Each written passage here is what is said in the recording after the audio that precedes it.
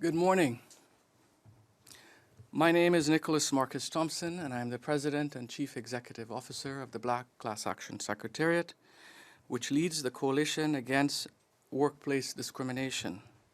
The Coalition members includes the Public Service Alliance of Canada, the National Union of Public and General Employees, the Canadian Black Nurses Alliance, the Enchante Network, the Red Coalition, the Federation of Black Canadians, the 613-819 Black Hub, the Black Canadian Civil Society Coalition, and the Canadian Association of Professional Employees.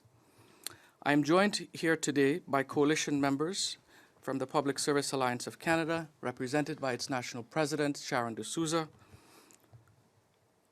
also from the Canadian Association of Professional Employees, Nathan Prier, and we're pleased to have the support of the Canadian Labour Congress, which represents 3.4 million workers, here represented by its Executive Vice President, Larry Rousseau. On June 7th, the Coalition received, under the Access to Information Act, an internal audit on discrimination at the Privy Council Office. The Privy Council Office serves as the Secretary to the Prime Minister of Canada and the Federal Cabinet. It also leads the Federal Public Service of Canada. And the federal government is Canada's largest employer, and it relies on the Privy Council Office to manage its 137 departments, agencies, and organizations. As such, the Privy Council Office has a responsibility to be transparent and accountable to the millions of Canadians that it serves.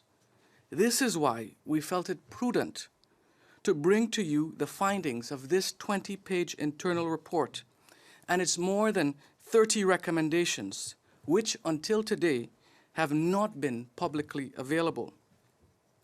In June last year, following 6 months of interviews with employees at the Privy Council Office, this internal review revealed a workplace where racialized stereotyping, microaggressions, and verbal violence was regularly practiced and normalized, including at the executive level. Staff also reported a culture that discouraged reporting and where accountability mechanisms were non-existent. It also identified that white employees collectively working at the PCO for longer periods of time and were clustered in permanent high-level positions compared to Black, Indigenous, and racialized employees who were clustered in low-level temporary positions. White employees and executives also detailed career advancing opportunities that were in stark contrast to those of Black, Indigenous, and racialized. And despite a call to action from the clerk himself for the public service to take specific and meaningful actions to address racism, equity, and inclusion, the report identified the PCO's own corporate services as a key barrier to that call to action. These are just some of the findings detailed in this report, which we've made available to the media and the public. It concludes with more than 30 recommendations. After we obtained this report last month, which we've had significant challenges in obtaining the report, the PCO has not followed the Access to Information Act when it came to providing this report. And we have we've sought a response from the PCO on the steps that they've taken since this report has been issued. And we welcome the creation of an anti-racism secretariat, an ombudsman, among other tools to tackle the issue of discrimination. However, these appointments and initiatives show some attempt to address the serious issues raised in the report, but ultimately, they still lack the depth required to fully tackle the systemic issues identified. And there are still many key recommendations that have not been addressed. And we are particularly concerned about the lack of accountability measures against leaders who were at the helm, while widespread discrimination was a regular occurrence at the Privy Council Office. The office has also failed to implement equitable hiring practices recommended in the report, such as name blind screening, third-party hiring, and a rotating diverse hiring committee. And the data provided is meaningless when it does not include context. For example, reporting a doubling of diverse staff means nothing if the headcount simply went from 1 to 2, or if it does not identify whether they are permanent high-level executives versus temporary entry-level, as the report identified was often the case for Black and racialized employees.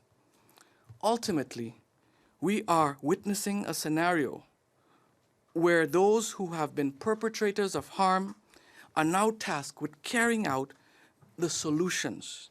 And we have seen time and again that this simply does not work. The public service has historically proven to be incapable of policing itself on systemic discrimination. And it is clear that if we want to see meaningful and systemic change, we need separate arm's-length mechanism to hold the public service accountable and ensure that there are recourse mechanisms and restitution for those who have been harmed. I will now invite our partners to speak about some of the measures that we're calling for, including accountability and systemic changes, not only at the PCO, but throughout the federal public service. I will now invite Sharon DeSousa, National President of the Public Service Alliance of Canada.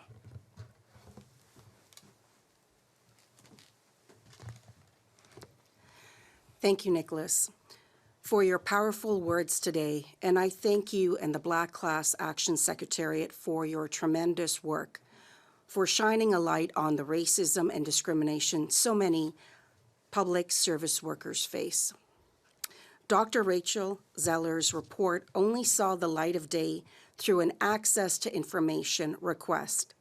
This is a failure of accountability, a failure of transparency, a failure of Canada's public service leadership. The report is shocking, but not surprising. It exposes a tragic, ongoing failure to take on systemic racism. The latest piece of evidence documenting a distressing trend, just like what we saw at the Canadian Human Rights Commission, just like we hear from our members in departments across the public service. Eliminating racism, discrimination, and all barriers our members face is at the center of the work that we do at the Public Service Alliance of Canada. I'm proud to be here today and continue this work. Dr. Zellers confirms that we've heard from our members for so many years, a tale of two separate and unequal realities.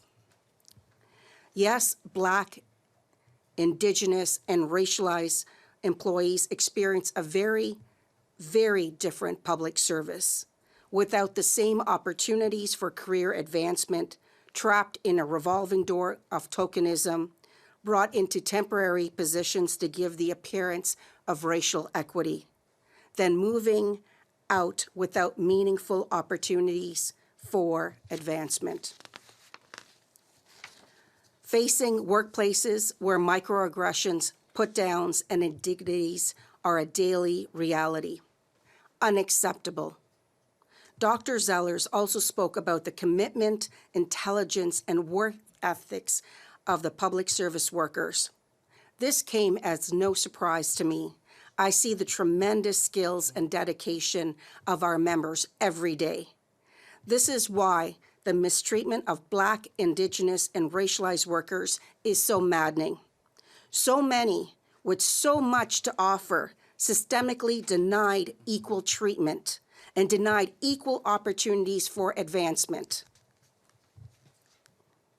Look, This is about the Privy Council Office, the highest office responsible for combating discrimination. But as Dr. Zellers makes clear, instead of fighting racism in the public service, the Privy Council Office is allowing it to fester. Instead, living up to their promise to foster diversity and inclusion, Black and racialized employees are actively discouraged from doing anything about it. They were even told that speaking up about racism distracts from their real jobs. Disgusting. Let me be absolutely clear. Standing up against racism and discrimination is our shared responsibility. It is all of our real jobs. We're not here today asking for reassurances. The last thing we need is more pretty words. No, the time for lip service is over. We demand urgent, concrete action. This means implementing Dr. Zeller's recommendations, appointing a Black Equity Commissioner, adding Black people as an employment equity group, as the government promised to do, and finally, settling the Black class action and Indigenous lawsuits. It's simply unacceptable. A government that claims they want to fight systemic racism is taking Black federal public service workers to court over that exact problem.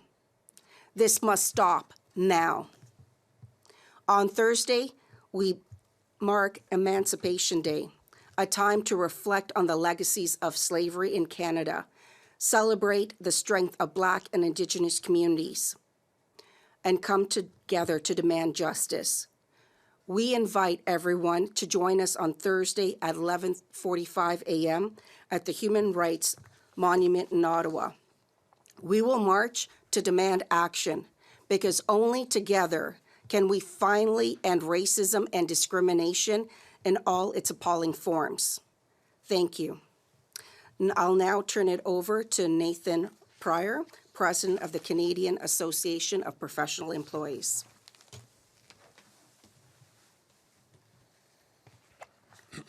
Thank you, Sharon. Hi, I'm Nathan Prier. I'm the president of the Canadian Association of Professional Employees.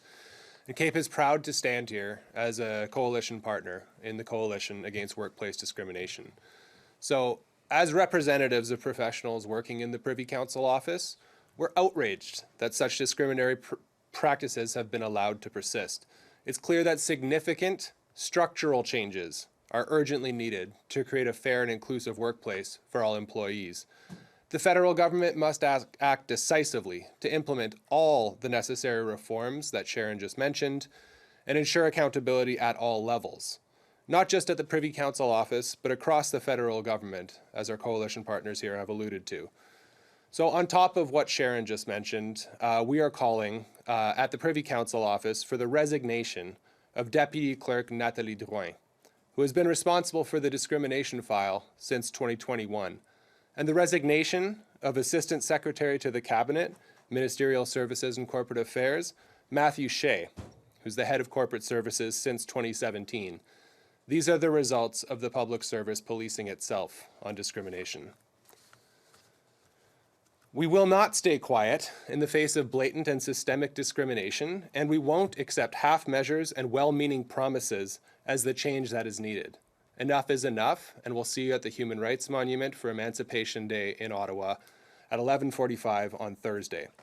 Now, I'll introduce Larry Rousseau, the Executive Vice President of the Canadian Labour Congress, to say a few words. Larry. Thank you, Nate. Bonjour tout le monde. As you've heard, the Prime Minister appoints the clerk of the Privy Council. Under the clerk's leadership, PCO recommends who will lead the public service and therefore indirectly how it will be led and managed.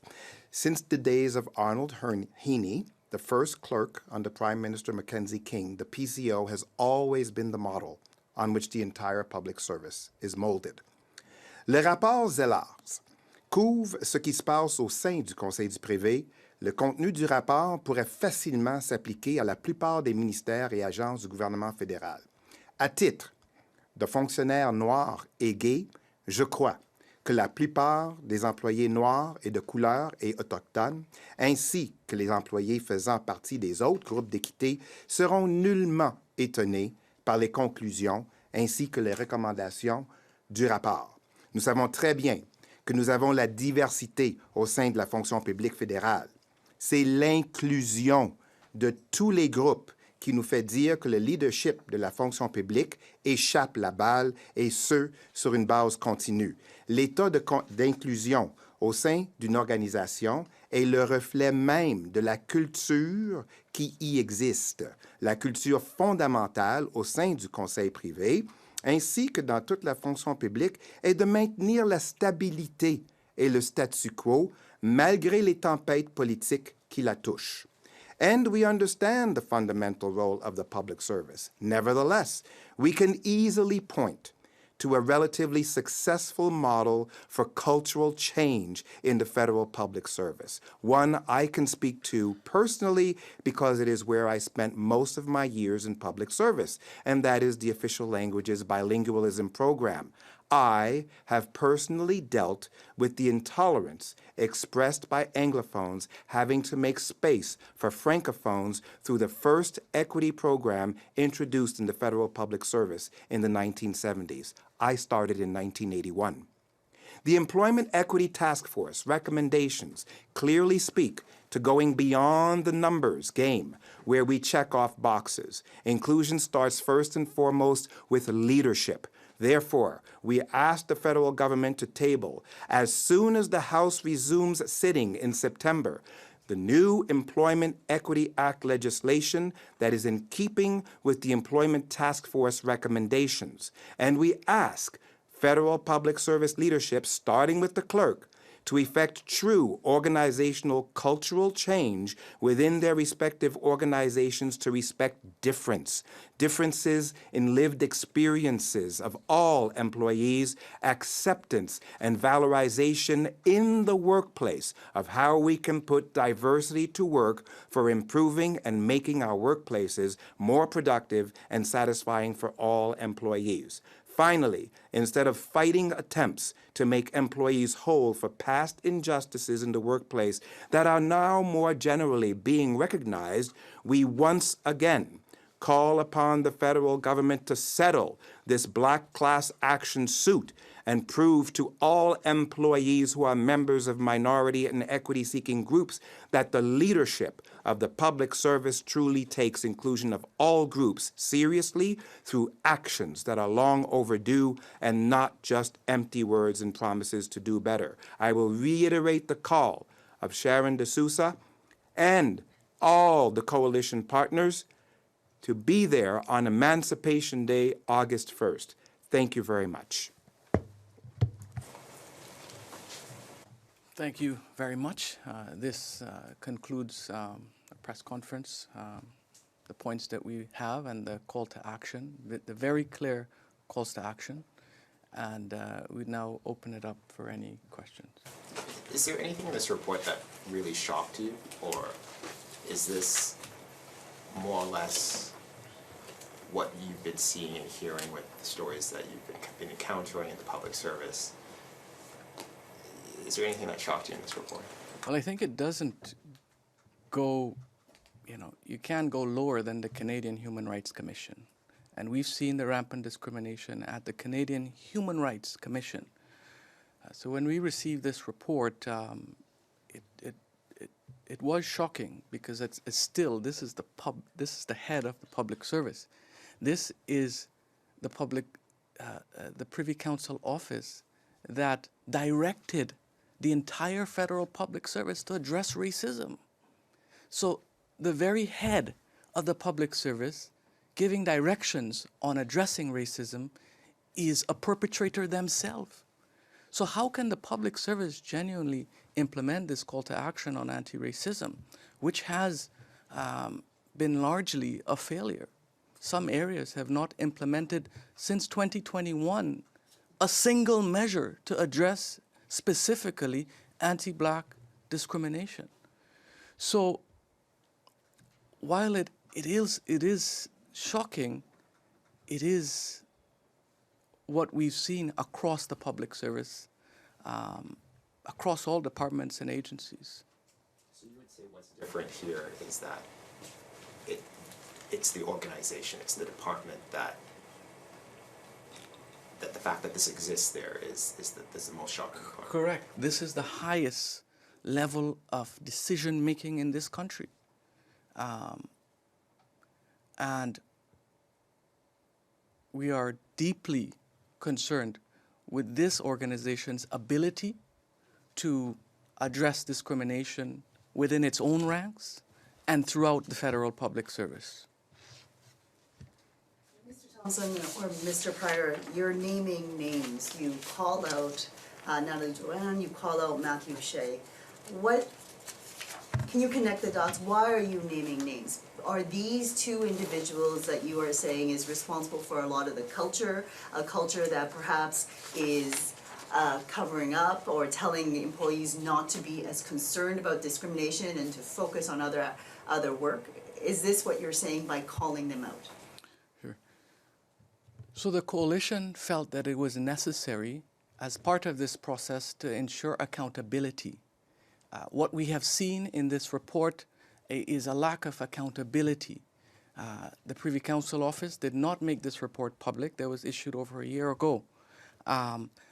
More importantly, the report identifies corporate services as a significant barrier towards addressing discrimination, to allowing when complaints would come forward. The report talks very clearly about corporate services being very problematic. So how can the same leaders who have presided over this harm be now responsible for the solutions?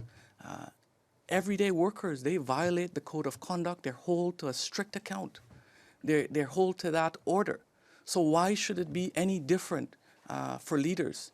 And also, it sends a strong message of zero tolerance towards racism and discrimination in the public service. It tells public service leaders that if you allow the status quo, if you are in a leadership position and you allow the status quo and you allow discrimination to go unchecked, that you will be held accountable.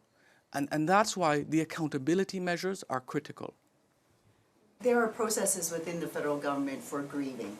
In terms of these cases, these individuals who have come forward, the Black employees, the racialized employees, did they follow the process, the grievance process, and were they frustrated, and is that why they left? Or is this just part of their interviews as part of this internal audit? The report highlights a culture that is very concerning. We have vulnerable workers who, in a workplace where retaliation, this is the head of the public service. Your career is shaped in this area. So making a complaint or coming forward is discouraged in this workplace. The report talks about that. So we have a lot of vulnerable workers who are already facing systemic barriers, trying to advance their careers. And this safe space was the only way for them to come forward and to share their lived experiences. So when we talk about processes, the report talks very clearly that this is not an area that encouraged or supported that. Because why? Because it distracted from the real job, right? Talking about discrimination and racism at PCO distracted workers from doing the real job.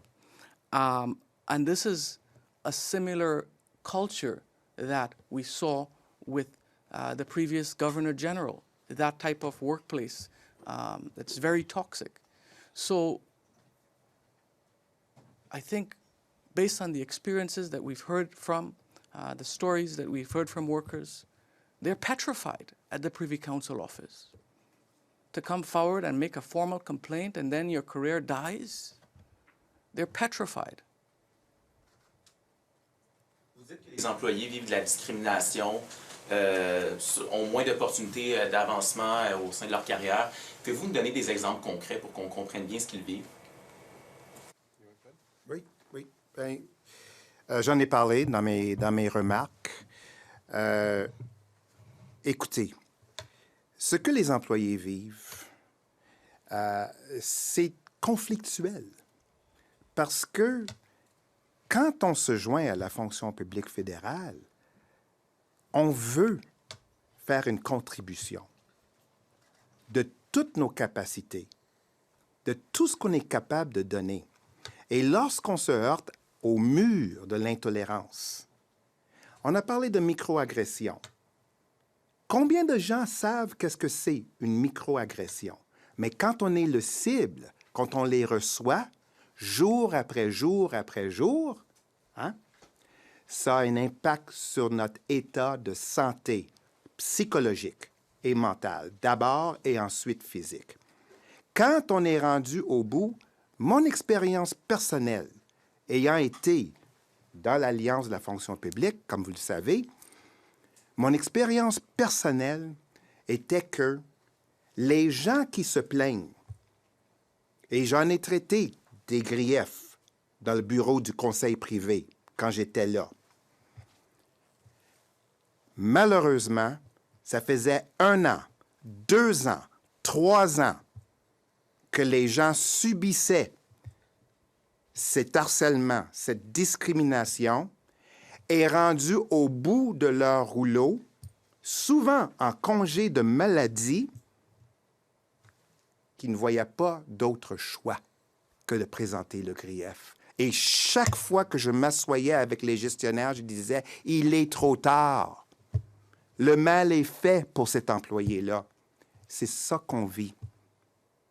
C'est ça que les gens de couleur, les gens qui sont autochtones, les gens qui ont des handicaps en milieu de travail, sans parler du groupe LGBT, et les employés noirs surtout, c'est ce qu'on vit. Je sais que vous en avez parlé beaucoup en anglais. Est-ce que c'est plus, vous parlez plus d'un problème systémique? Absolument. Ou c'est plus des gestionnaires visés? Pouvez-vous nous en parler en français? Vous savez, quand on parle de barrières systémiques, même quand on dit aux gens, bien, vous avez le recours à votre syndicat, et que, en arrière, tout le monde sait que, je vais vous donner l'exemple frappant, les gens ne voulaient pas me rencontrer comme agent syndical en milieu de travail. Je ne veux pas que mon patron me voie avec vous, M. Rousseau. Qu'est-ce que ça veut dire? Ça veut dire que la personne avait peur pour sa carrière. Et ça, c'est une barrière juste là. Et c'est systémique parce qu'il n'y a pas un ministère, il n'y a pas une agence dans la fonction publique fédérale, et j'en ai représenté plusieurs. Où est-ce que ce n'est pas le cas? Où est-ce que quand on voit, quand le superviseur, quand la personne qui est en train d'harceler est mis au courant, est allé voir le syndicat, c'est fini. C'est fini après. Et on est tanné. On est vraiment rudement tanné de cet état de choses-là. Est-ce qu'il y a des choses dans le rapport, M. Rousseau, qui vous ont surpris, qui vous ont choqué? Pas du tout. Vous attendiez? Je sais que c'est choquant. C'est le choc. Parce que oui, tout le monde, le bureau du conseil privé, quand on arrive au bureau du conseil privé, bien, on est arrivé. On est arrivé. Il y a peut-être 2 ou 3 autres ministères. Affaires globales, finances, conseil du trésor. Hein? Ou est-ce que là, c'est le sommet, c'est le summum de la fonction publique. Mais quand on arrive au bureau du conseil privé, on sait que c'est dur. On sait que c'est difficile de gérer les problèmes politiques de tous les jours. Et les problèmes interpersonnels, mais ça commence avec le leadership. Et je l'ai vu, moi. J'ai vu des chefs, des sous-ministres responsables de département qui ont pris le taureau par les cornes et on avait des résultats concrets. Malheureusement, c'est trop peu de gens qui l'ont fait. Et là, assez, c'est assez. C'est ça qu'on est en train de dire. Si je peux juste ajouter à ça. Comme Larry a dit, c'est un grand problème systémique, c'est un grand problème structurel. Et ce qu'on demande, c'est une demande qu'on a fait depuis au moins 2 années. C'est pour un commissaire d'équité noire, comme on a fait avec l'antisémitisme, comme on a fait avec l'islamophobie. On a besoin d'une tiers partie de régler des problèmes de discrimination au sein des lieux de travail dans la fonction publique fédérale. On parle de la commissaire des droits humains canadien. On parle aussi du conseil privé. On est ici à le niveau le plus élevé dans la fonction publique et au bureau qui est tâché avec régler des problèmes de discrimination et l'abus des droits humains. On peut dire à ce point qu'on a des problèmes à travers la fonction publique. Si on parle de ces 2 bureaux ayant des problèmes de même, on a des grands problèmes de discrimination qui ont besoin d'une tiers partie. On ne peut pas demander aux gestionnaires qui ont perpétré le racisme, la discrimination, comme tout en détail dans ce rapport, pour régler ces problèmes. C'est une demande facile, c'est une demande systémique qu'on peut ajouter à ça. Donc, juste pour ajouter à ça, il y a des manières de résoudre ce problème qui sont très, très claires à nous autres et qui sont des demandes raisonnables et faisables dans les prochaines années. Donc, on demande pour l'action tout de suite sur ça. Question about context. Can you give me a sense of how many employees are specifically in the PCO and what is the breakdown racially? So the data for that, the report cites a lack of that type of breakdown in data. What we do know is that approximately about 60 workers participated in this review, including Indigenous, Black and racialized, as well as white employees also participated in this safe space internal review. The PCO has about 1,200 employees. And the PCO has about 1,200 employees. We often, when we talk about government, we don't make the distinction between elected officials and like the public servants who last much longer than elected officials. Where do you see the greatest resistance for change here? Is it within ministerial offices, or do you think it's within public service officials? Because like most of your comments have not been about why is Freeland or Trudeau not doing this or that. Well, we think there's some will of the politicians to act. The bureaucracy is, we believe, a strong part of the problem, particularly in leadership. A lot of the bureaucracy are doing check boxes right now, check boxes to say that they're doing something about the discrimination within the public service, but the public service, the bureaucracy largely does not want to address anti-Black discrimination. They don't think that it is a problem. I'll give you an example of that. The clerk issued the call to action in 2021. And within the first year or 2 years, the public service would have provided their responses to appointing, promoting, supporting Black, Indigenous, and racialized workers. And when you look at the response of the public service, the different departments, the responses clearly speaks to their intention. The responses were such as, we held a Black History Month event, we are listening, we are learning. What those responses did not indicate was, we've sponsored 10 Black employees to leadership positions. We have promoted this amount of employees. The tangible stuff is what has been lacking. And we've seen throughout the pandemic, when the public service and the government leadership, the elected leadership, when there's a will to act, how bureaucracy was removed and things were administered in record time to deliver services that Canadians relied on. So on the discrimination file, don't tell me that it's going to take a lot of time, or if there is a will, the government can address the discriminatory practices in the government and to stop the harm that is happening to workers. So the public service, the leadership of the public service, which is not representative of the Canadians largely that we serve, that is a big part of the problem.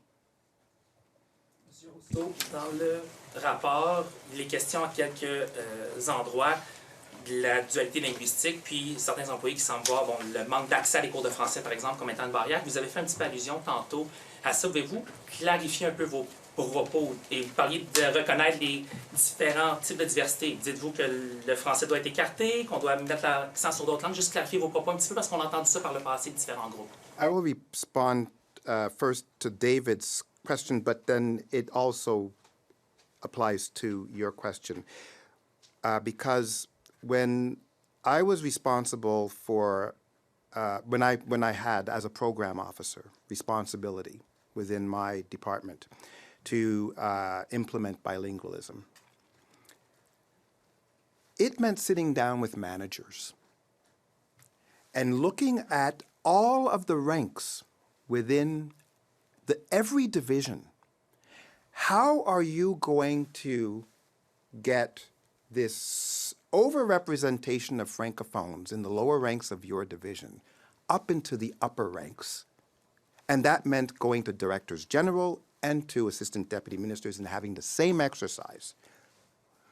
We don't do that with employment equity. We don't have the same central agency oversight that we had back in the 1980s and 90s. We got rid of that. We decentralized from Treasury Board and the Public Service Commission the accountability measures that kept every EX person accountable for achieving the goals of the bilingualism program. In the 90s, we moved to decentralization, which means that every single department under the deputy minister who heads that department has their own plan, their own way of trying to achieve employment equity. That is a huge systemic issue because the accountability is only within that department or that agency. And then you have to have a report for the PCO, or you have to have a report for the Canadian Human Rights Commission. But are we going to have a report for everyone? There will be similarities across the reports because accountability, as Mr. Thompson said, is the bottom line. If you are not accountable and truly accountable as a senior manager within the department, well then, it's a numbers game. We're just checking off the boxes. Est-ce que c'est correct en français? J'ai répondu à la question. Je peux vous y répondre en français aussi, juste Oui, pour c'est clarifier, ça. parce qu'il y avait deux aspects linguistiques. Il y a l'exemple. Oui, alors dans le programme de bilinguisme où j'avais une responsabilité comme agent de programme d'appliquer la loi, d'appliquer les politiques et les directives, là où j'avais une responsabilité de le faire, j'étais appuyé par la Commission de la fonction publique, j'étais appuyé par le Conseil du Trésor, qui avait un regard direct sur ce que les ministères faisaient pour assurer que les francophones étaient bien représentés, pas aux niveaux inférieurs. En 81, quand j'ai commencé, c'était largement ça. Mais pour monter les francophones à tous les niveaux, dans toute la hiérarchie organisationnelle. Alors ça a fonctionné et ça a bien fonctionné. Mais pour le programme d'équité en matière d'emploi, c'est volontaire. Il n'y a rien qui empêche. Et dans les années 90, on a commencé la décentralisation et aussi l'impartition des pouvoirs au ministère directement. Alors, ce sont les sous-ministres de chaque agence et ministère qui ont la responsabilité. C'est inégal. Il n'y a pas une application égale de la loi en matière d'équité emploi. Et c'est pour ça qu'il faut regarder les recommandations du Task Force, du groupe de travail sur l'équité en matière d'emploi, et ils ont de solides recommandations pour ramener l'imputabilité et la responsabilité. Ms. DeSousa, is there a gender breakdown? Specifically, did this internal audit show anything in terms of whether or not women of color would face additional barriers? So right now, I can say that report doesn't have a gender breakdown. And keep in mind, I just want to point out, there's only 60 participants out of 1,200 So what's the barrier there? And the lack of stats and data, there's a problem. So realistically, when we're looking at the Employment Equity Act and such, it has to be data-based for one. So if the Privy Council hasn't been looking at that data, why not? So, and of course, we know, and this is not a report that you need. Like, honestly, do you really need another report to tell you that people with intersectional identities face more barriers? Of course they do. You don't need another report to do that. However, the question comes down to is why is there no data? Why is there data lacking? Right now, you can only file a complaint for staffing under not being assessed on your language of choice and abuse of authority. Where's the bias mechanism in there to file a complaint? So when we're looking at all of this, we have to look at the mechanisms, the gatekeepers, we have to look at the systems in self that are in place. It cannot just be one aspect of it and say, here's a priority, off you go and report back. There's no teeth. That's why the reform of the Employment Equity Act is so important. And that's why I truly believe it's time for the government to get off their butts and start making real reform happen. Thank you. Sorry, final question for me. What is your interpretation of that data, that only less than 60 people participated in this safe space study? Does that mean that most were scared, or that there were only a few affected? What does that mean? Or very few individuals, BIPOC, who are in the Privy Council? What is your interpretation of that low number? Well, it's interesting because Dr. Zeller's report is very clear. It's very, very clear in terms of how they were dissuaded from speaking up or speaking out. So as far as I'm concerned, when you're dealing with microaggressions, you're dealing with the workplace where you're dealing with put-downs and indignities on a daily basis, it impacts your mental health. So of course people are scared. Of course people are scared to speak out and participating in a report. And I just want to point out, this report was done in secret, and then it was contained. If you did not have the actual access to information, have that ability to receive it in that manner, we wouldn't have known about it. So when you're dealing with all these levels of secrecies, how can you expect people to stand up and speak out without expecting some kind of repercussions? All right, so I know we're a bit over time, but we still have one question online. So Catherine Morrison, if you want to ask a quick question, the floor is yours. Hi, thank you so much for your time. I know you mentioned that you had some issues in getting access to this report and PCO wasn't following the Access to Information Act. I'm wondering if you can share more about that, please. Sure. Thank you for the question. When we filed this Access to Information request in March, we did receive a request from the Privy Council Office to extend by 30 days that request in accordance with the Access to Information Act. And when that deadline passed, PCO did not provide in May, they did not provide the report when it was due by the legislative requirements. So we consider that to not be following the Act. They did not seek any further extensions. They simply chose not to abide by the requirements of the Act to provide that information within the stipulated time. We received the documentation about a month outside of that period. And that is very concerning that the Privy Council Office, the highest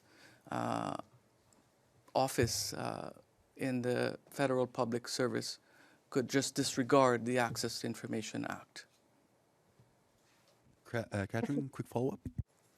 Yeah, thank you. I know that we've spoken about how there is a lack of data in general, but I'm wondering if you have any idea of, how many employees at the PCO or otherwise have chosen to leave the public service because of issues with violence and discrimination.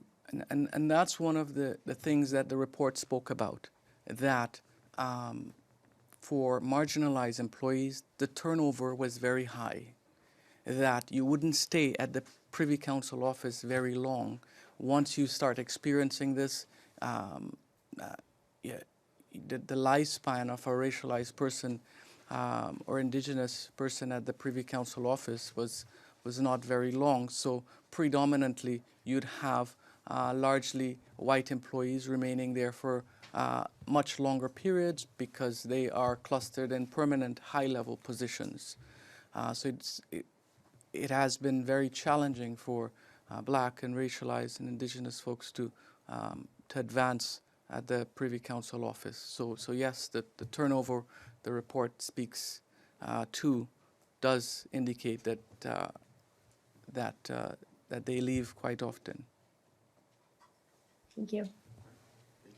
And sure, and just one final remark to the employees of the Privy Council office and those throughout the federal public service who continue to experience discrimination. The coalition, we want to let you know that we hear you, we see you, we love you, and we're going to continue to relentlessly pursue justice on your behalf. Thank you very much.